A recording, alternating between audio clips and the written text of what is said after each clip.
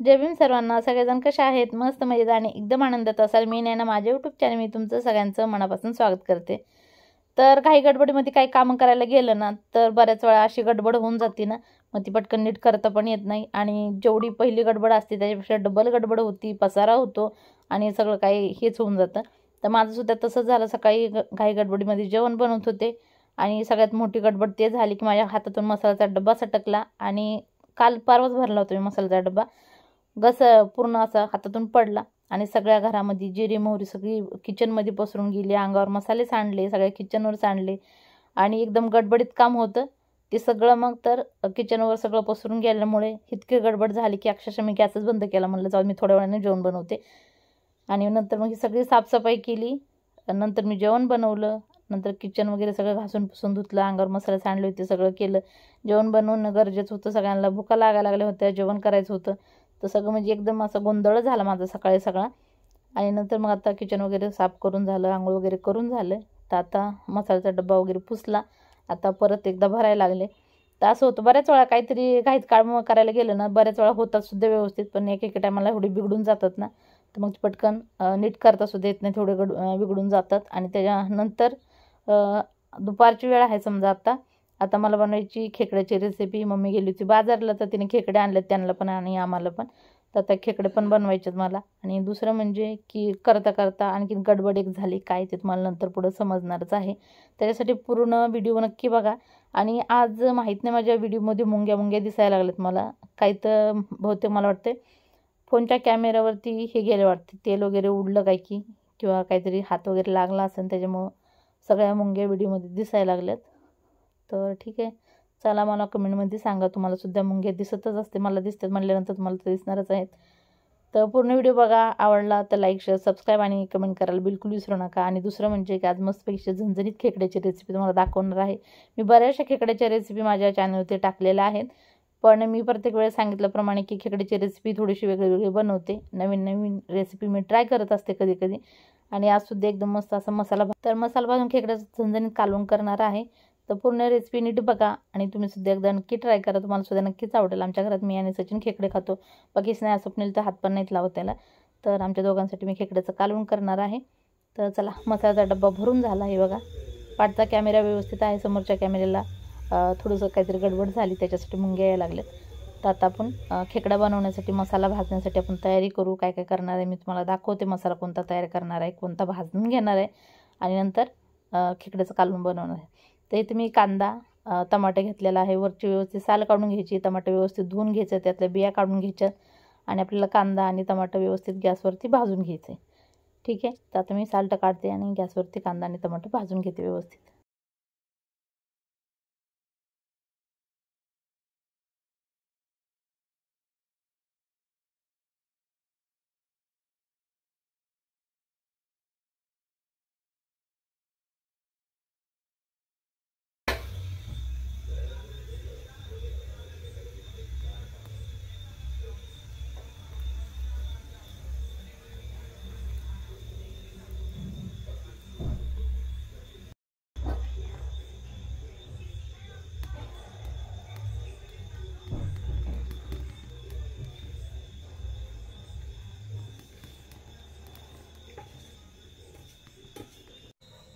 एक कांदा भाजून घेतला, एक टमाटर भाजलं, नंतर एक छोटासा खोबऱ्याचा तुकडा भाजला आणि भाजलेला कांदा मिक्सरच्या भांड्यामध्ये टाकला. माहीत नाही आज माझ्यासोबत एकदम अशी गडबड व्हायला लागली सगळी. सकाळी मसाल्याचा डब्बा सांडला, सगळा मसाला पसरला आणि एकदम काही गडबडीमध्ये सगळं झालं. आतासुद्धा तेच झालं. कांदा मिक्सरच्या भांड्यामध्ये टाकला आणि म्हणलं कट करून घ्याईल, तर हे बघा कांदा कट करता करता बोटच कट झालं आणि अंगठ्यामधून एकदम अशी रक्ताची धार लागली. एकदा धुवून आले अंगठा आणि म्हणजे परत काय केलं, रक्त खूप जास्त यायला लागलं होतं म्हणून बर्फाचा तुकडा लावला आणि थोडंसं बंद झालं होतं. पण आता सुद्धा बघा यायच लागले. खूप जास्त असा चाकूकार होता आणि चाकूचा कोपरा ना खूप जास्त जोराने माझ्या अंगठ्याला लागला आणि कट झाला अंगठा. नंतर मग सचिनने खोबऱ्याचा तुकडा होता छोटा, ते कट करून दिला मला आणि पाणी ओतून थोडासा मसालासुद्धा बारीक करून दिला.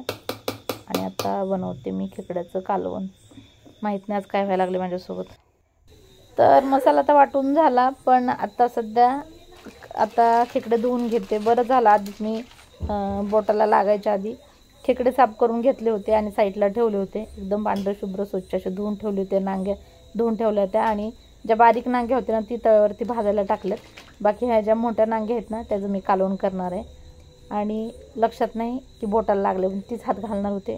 वापस रक्त निघायला सुरू झालं असतं. आता बर्फ लावून रक्त बोटाचं बंद केले. बर्फ लावला ना तर रक्त यायचं बंद होतं. जर तुम्हाला सुद्धा कधी लागलं आणि रक्त खूप जास्त येत असेल ना तर बर्फ लावा, त्याच्यावरती रक्त कमी होतं आणि बंद होतं यायचं. तर माझं सुद्धा तसं झालं. आता परत एकदा 2-3 पाण्याने खेकडे स्वच्छ धुवून घेते आणि लगेच मग कालवण बनवायला सुरुवात करते. एक हाताने काम करायचं आहे.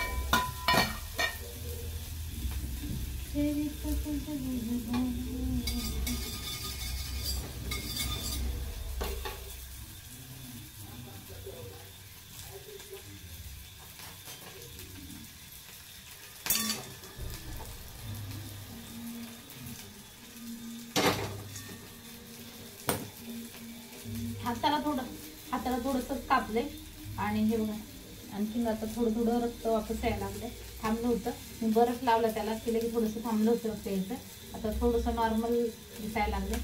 आणि आता आपल्याला हे जेवण बनवताना पोळायचं कापायचं हे तर होतच राहते. पण आता आग उठायला लागली. पण आता जेवण बनवायचं.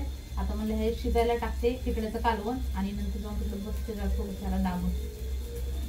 चाकू आमचा खूप जास्त असा धारदार आहे आणि कधी जर धार बाय चान्स गेली चाकूची तर इथं किचनवरती घासते. खूप जास्त असा एकदम धारदार चाकू बनते. जर तुमच्या सुद्धा चाकूला धार नसेल तर इथं घासून घ्यायचा. पण एवढा घासायचा नाही की बोट सुद्धा कापल, तेवढा घासायचा नाही. आणि मी सकाळीच घासून घेतलं होतं. चाकूला खूप जास्त अशी धार झाली आणि त्याचा कोपराच मला खूप जोरानं लागली.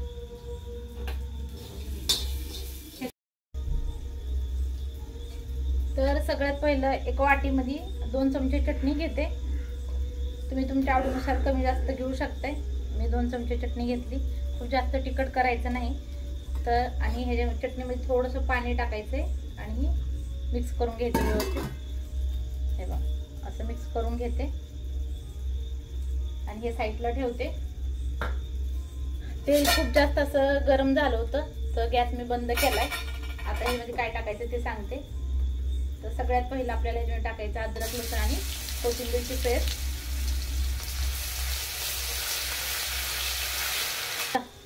ह्याच्यामध्ये खडे मसाले वगैरे काय टाकायचं नाही. खाताने दाताखाली आले नाही पाहिजे.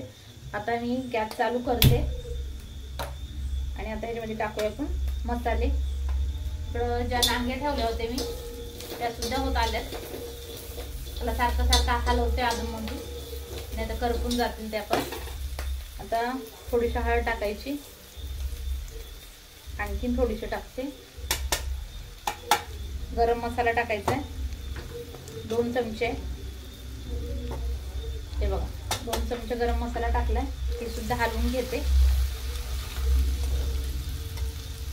आणि आता ह्याच्यामध्ये टाकायची जी आपण चटणी मिक्स करून ठेवली होती ना ती टाकायची. तुमच्याकडे काळी चटणी असेल ना काळा मसाला तो सुद्धा तुम्ही टाकू शकताय. तर मी लाल चटणी टाकते. व्यवस्थित सगळे टाकून घेते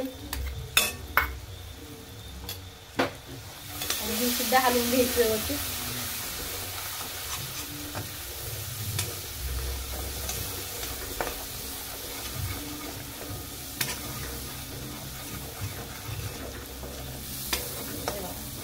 व्यवस्थित मिक्स झालं ना की आपण जो वाटलेला मसाला आहे ना तो टाकायचा.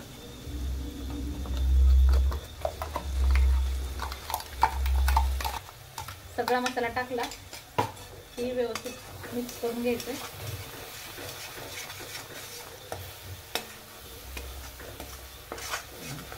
आता थोडंसं पाणी ओतायचं. ही चटणीची वाटी मिक्सरचं भांडं थोडं पाणी ओतते.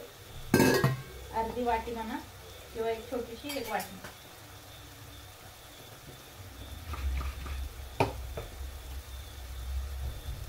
हे बघा आणि व्यवस्थित मिक्स करायचं.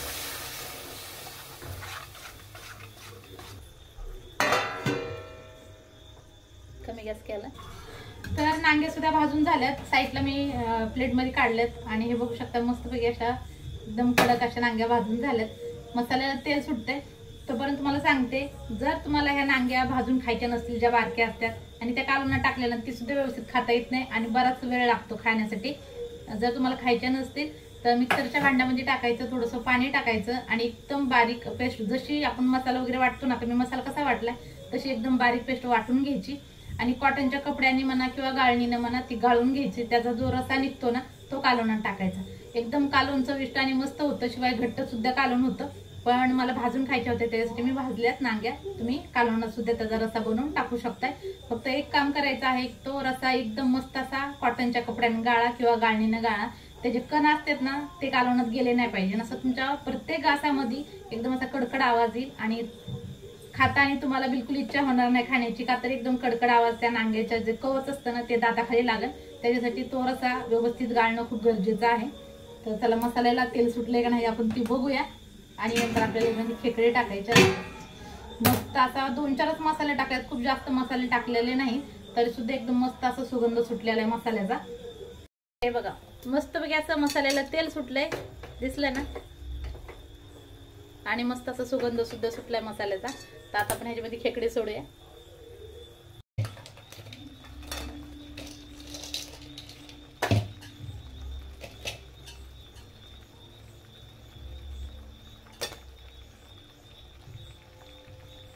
नांग्या बघू शकता मस्तपैकी असे मोठे मोठे येतात आणि नांग्याला ना थोडंसं असं मी चेचून घेतलं जेणेकरून त्याच्यामध्ये पूर्ण मसाला जाईल आणि खाताना व्यवस्थित खाता येईल.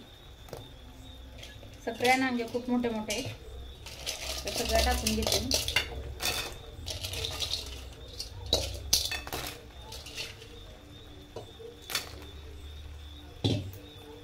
आता व्यवस्थित मिक्स करून घ्यायचे.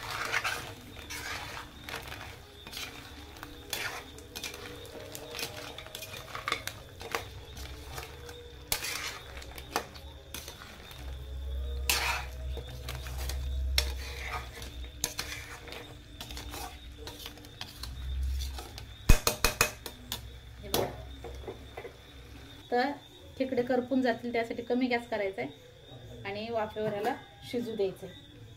तोपर्यंत पाणी सुद्धा वरचं ताटातलं गरम होते. शिजते तोपर्यंत ह्या नांग्या मी आणि सचिन खाऊन बघतो कशा झाल्यात कशा नाही.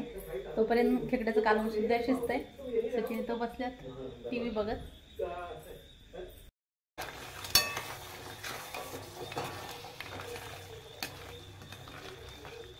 तर ह्याच्यामध्ये बिलकुल पाणी ओतलं नव्हतं. पाणी आता 10 ते 15 मिनिटं झालं मी असं ठेवलं, ताट भरून पाणी ठेवलं होतं, कमी झालंय आणि ह्याला 15 ते 20 मिनिटं झालं शिजतंय कमी गॅसवरती. आता ह्याच्यामध्ये पाणी ओतते आणि व्यवस्थित हलवते. मला आणखी थोडासा रस्सा पाहिजे ह्याच्यामध्ये, तर मी थोडंसं गरम पाणी आणखी ओतते ह्याच्यामध्ये.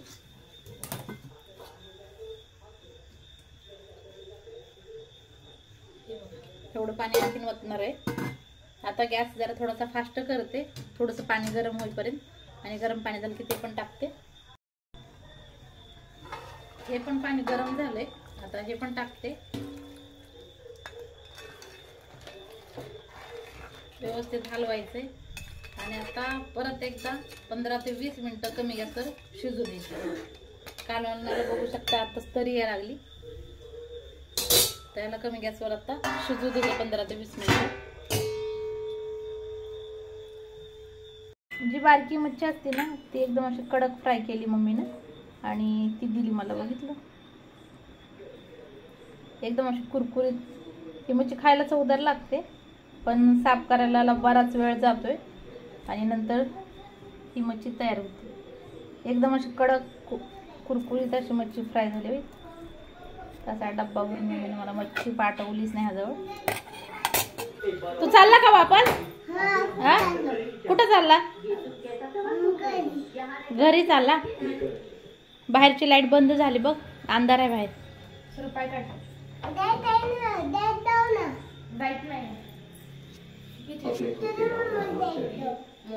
मी लावली नाही काय बघ, लावली ना. खाली बघ ना किवी. तुला चप्पल घालता येत नाही का? तुला नाही घालता चप्पल? हा हा सोनू दीदी कोण घालतो? सोनीच्या फोनची लाईट लावून. हा जाताना लावा. हा लागलं, जाता.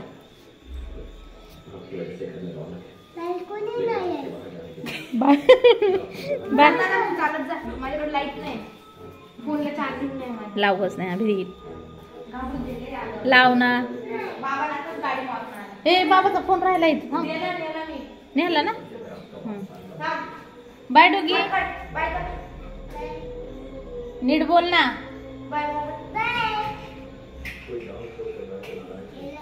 भीती वाटायला. तर हे बघू शकता मस्तपैकी असं झणझणीत कालवण झालंय.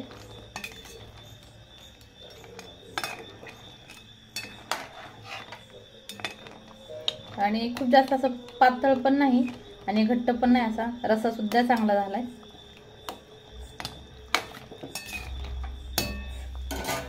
आणखीन 5-10 मिनिटं शिजू देते आणि नंतर मग गॅस बंद करते.